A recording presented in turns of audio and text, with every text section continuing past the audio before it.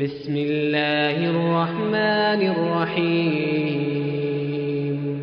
عرض کرنے کا مقصد یہ کہ نیتوں کی تصحیح کی سخت ضرورت ہے۔ نماز پڑھنے آتے ہیں، نیت صحیح نہیں، قرآن کی تلاوت کرنے کے لیے بیٹھتے ہیں، نیت صحیح نہیں، دل ہمارا کہیں اور ہوتا ہے، نماز ہماری مسجد میں ہوتی ہے۔ مصیبت یہ ہو گئی کہ ہم لوگوں نے اس بات کو اپنے دماغ میں جگہ نہ دی۔ تفسیر کبیر ہے، علامہ فخر الدین رازی رحمت اللہ علیہ کی، بہت بڑے سید عالم ہیں اپنے زمانے کے، بہت بڑے ولی اللہ بھی ہیں۔ تفسیر کبیر میں الحمد شریف کی جو تفسیر ہے، سورۃ فاتحہ کی جو تفسیر ہے، وہ مالک یوم الدین کا جو لفظ ہے سورۃ فاتحہ میں، اس کی تفسیر میں امام فخر الدین رازی رحمت اللہ علیہ نے ایک واقعہ نقل کیا ہے۔ اس لیے نقل کرتا ہوں کہ آپ کو اور مجھے سمجھ آ جائے کہ ہماری نیتوں کا اثر کہاں تک گیا۔ امام فخر الدین رازی رحمہ اللہ لکھتے ہیں، نوشیرواں بادشاہ عادل اپنے زمانے کا مشہور بادشاہ ہے، وہ اپنے ساتھیوں کے ساتھ شکار کے لیے گیا اور جنگل بیابان تھے، گھنونے جنگل تھے، ساتھیوں سے بچھڑ گیا۔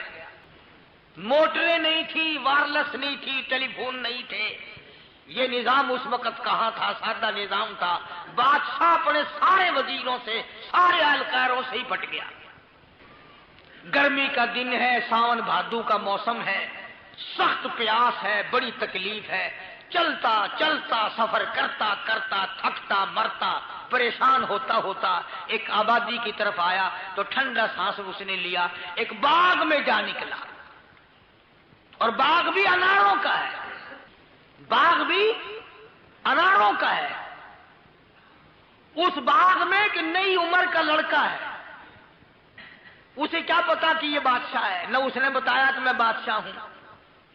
وہ کہنے لگا کہ نوجوان، مجھے بڑی پیاس لگی ہے، میں مسافر ہوں، پردیسی ہوں، بھٹک گیا ہوں، راستہ بھول گیا ہوں، بڑی تکلیف اٹھا کر کے آیا ہوں، مجھے کوئی اعلیٰ درجے کی چیز پلا جو تیرے باغ میں ہو۔ اس نے بادشاہ کے سامنے انار کا ایک دانہ توڑا درخت سے، اور اس کا رس نکالا ایک گلاس میں یا برتن میں۔ ایک انار جو اس نے توڑا، اس سے اتنا بڑا گلاس رس کا بھر گیا۔ بادشاہ دیکھ رہا تھا بیٹھا ہوا، اور پھر جو اس نے پیا نا، اتنا میٹھا، اتنا خوش ذائقہ، اتنا ٹھنڈا۔ بادشاہ کہنے لگا یہ تو ساری عمر میں کبھی ایسا رس نہیں ملا، ایسے انار تو کبھی ساری زندگی میں نہیں کھائے، یہ تو کوئی نرالا ہی اسپیشل ہے باغ۔ کمال ہے بھائی، ہم بادشاہ ہو کر کے سوکھے پوکے کھاتے ہیں، یہ دیہاتی ہو کر ایسے انار کھاتے ہیں۔ میں تو بادشاہ ہوں، ابھی گھر جا کر آرڈر کروں گا، یہ باغ ہم اس سے چھین لیں گے، قبضے میں لے لیں گے، اور دیہاتی ہو کر ایسے انار کھائے۔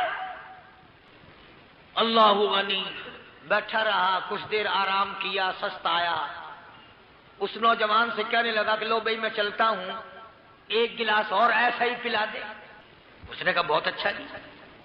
اس نے ایک انار کا دانہ اسی پیڑ سے توڑا، اور جب نچوڑا تو پہلے انار کی بنسبت 8واں حصہ رس نکلا، 8واں حصہ رس نکلا۔ اور جب بادشاہ کو دیا تو ذائقہ بھی خراب، لذت بھی خراب، رنگ بھی بگڑ گیا۔ وہ کہنے لگا کہ رے دوسرا گلاس مانگ لیا اس وجہ سے ہی، کہیں غلط پیڑ کا لا کے دے دیا؟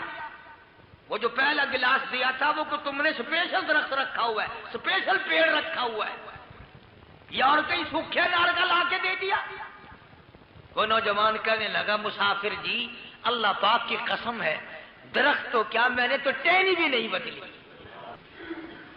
میں نے تو شاخ بھی نہیں بدلی، جہاں سے پہلا انار لایا تھا بالکل اس کے ساتھ کا لایا ہوں، شاخ وہی، پیڑ وہی، باغ وہی، میرا ہاتھ وہی، گلاس وہی، برتن وہی۔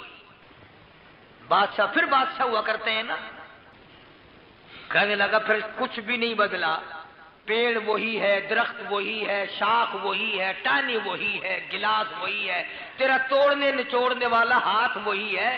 ارے ذائقہ بھی، خوشبو بھی، رنگت بھی، مزہ بھی اور رس کا کافی ہونا بھی، ساری چیزیں کیوں برباد ہو گئی؟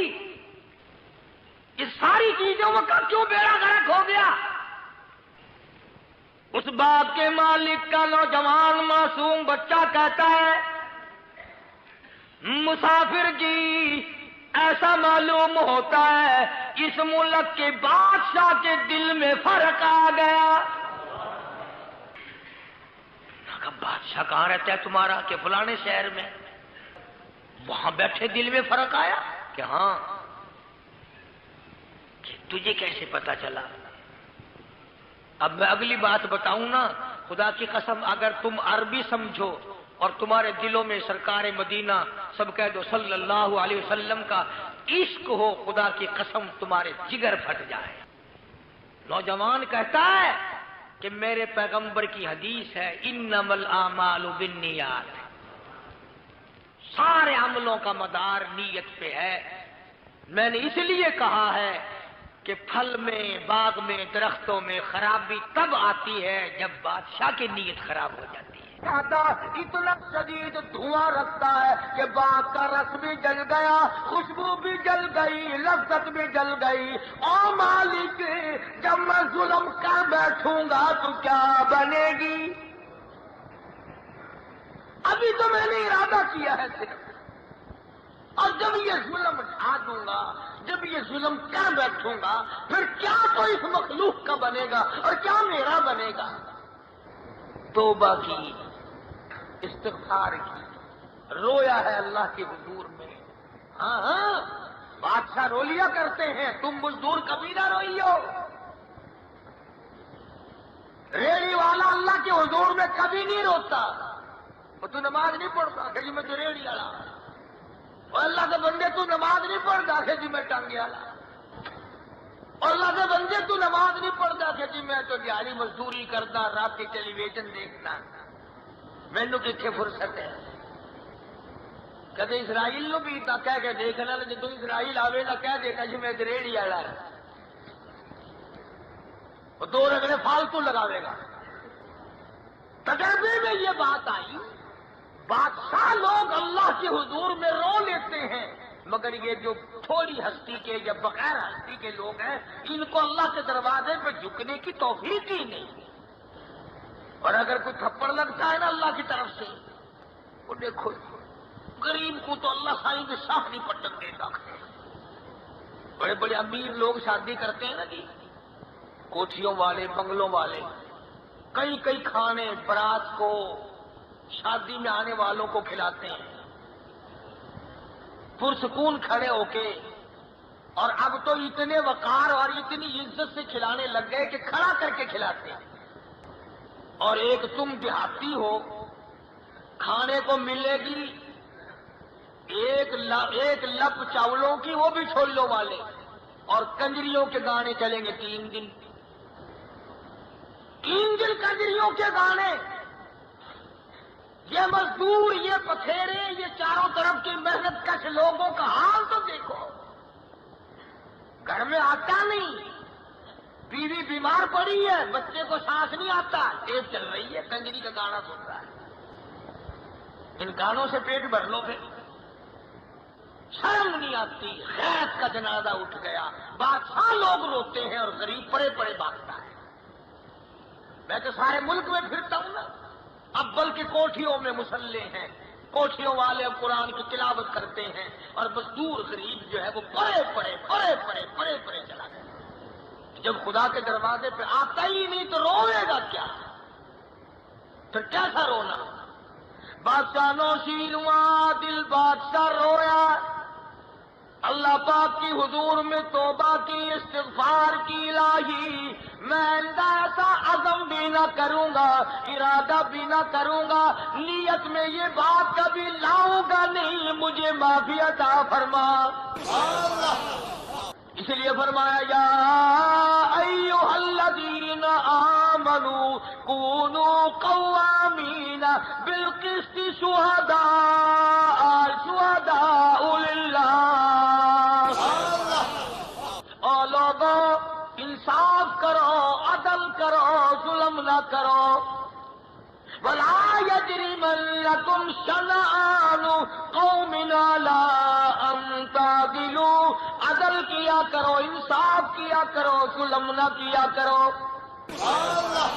اب تم سارے سوچ رہے ہوگے بیٹھے بیٹھے، سبحان اللہ، ہم نے تو کبھی ظلم نہیں کیا کسی پہ۔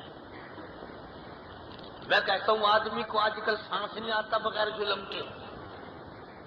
بس میں بیٹھے ہیں آپ، 3 آدمیوں کی سیٹ پہ جگہ ہے، آپ چوڑے ہو کے بیٹھ گئے، دوسرا تھوڑا سا سکڑ کے بیٹھ گیا، اب تیسرا بےچارا لٹکن کلاس میں ہے۔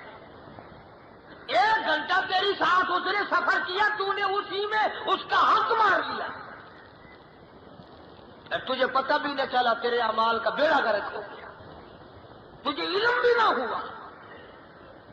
مولانا اشرف علی تھانوی سبکید رحمت اللہ علیہ نے لکھا ہے کہ ایک آدمی قتل ہو گیا، اس کے قتل کے کیس میں ایک آدمی پکڑا گیا جو اصل میں قاتل نہ تھا۔ جو آدمی پکڑا گیا وہ اصلی قاتل نہ تھا، اور یہاں تک کہ اس کی پھانسی کا حکم ہو گیا۔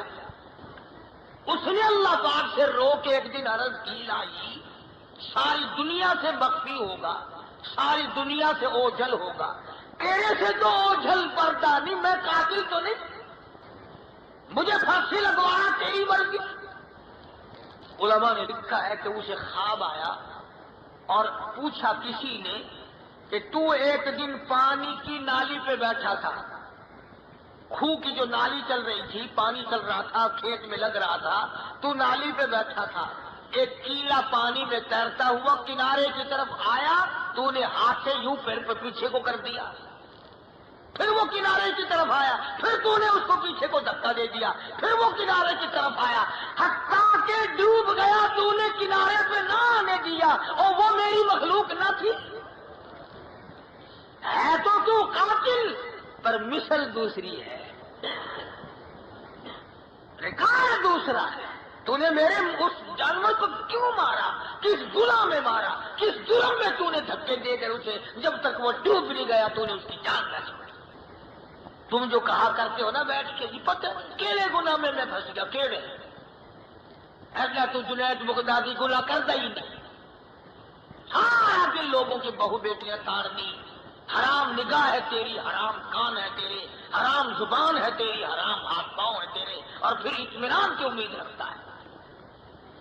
نوشیرواں بادشاہ عادل نے اللہ پاک کے حضور میں توبہ کی، استغفار کی، رویا۔ اپنے گناہوں کے اللہ کے حضور میں رونا بہت بڑی سعادت ہے۔ اس مزے کو تو کیا جانے، تجھے کیا پتا اس لذت کا کہ یہ مٹھاس کتنا اونچا ہے۔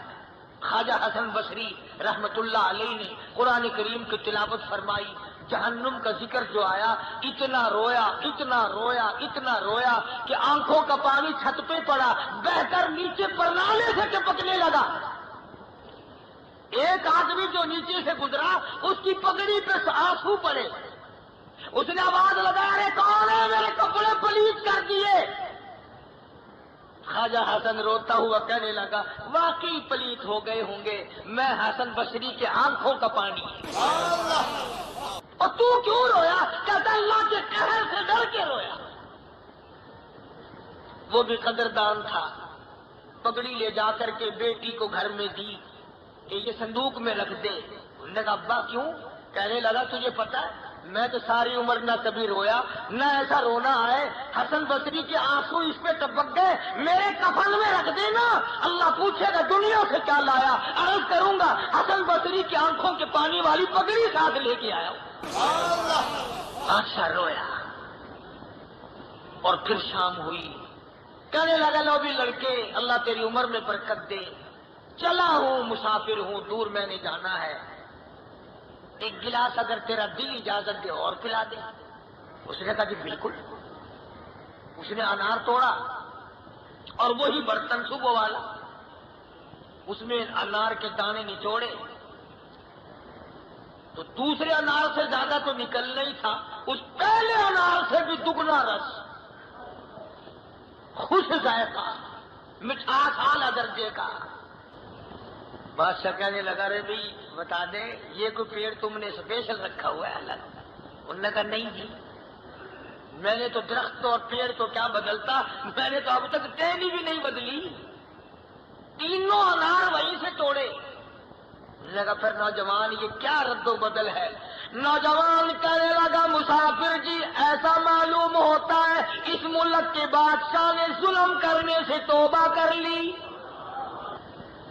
بڑا پشیمان ہوا، الہی ارادے یوں جاتے ہیں، ارادے وہاں تک پہنچتے ہیں پتوں تک، دل کے وسواس وہاں درختوں کے تنوں میں پہنچتے ہیں، پھلوں میں پہنچ جاتے ہیں۔ اس لیے خداوند کریم نے فرما دیا یعلم خائنۃ الاعین وما تخفی الصدور، تیری آنکھوں کے اشاروں کو بھی میں جانتا ہوں، تیرے دلوں کے ارادوں کو میں جانتا ہوں، انہی سے اثرات سارے مرتب ہوں گے۔